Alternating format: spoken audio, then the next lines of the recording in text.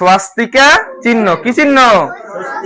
স্বাস্তিকা চিহ্ন। এটা হচ্ছে সমস্ত মঙ্গল, মানে স্বস্তিকা চিহ্নর জন্য আমাদের এইভাবে মাঝখান দিয়ে প্লাস কাটা যাবে না।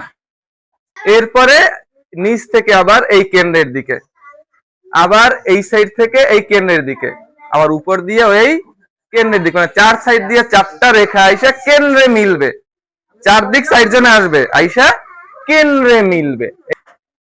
কি লেখছি? স্রাষ্টি। কি লেখছি?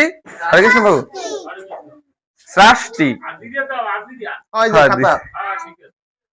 এরপরে নিচ থেকে আর একটা উঠাবো না, এই এটা হইছে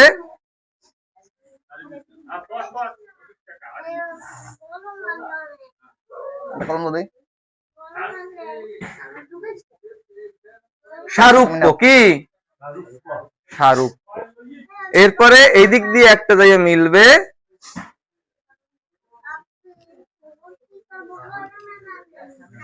এটা কি? সামীপ্য। কি? সামীপ্য।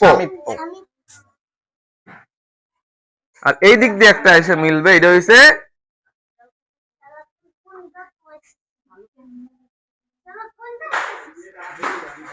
শালক্য।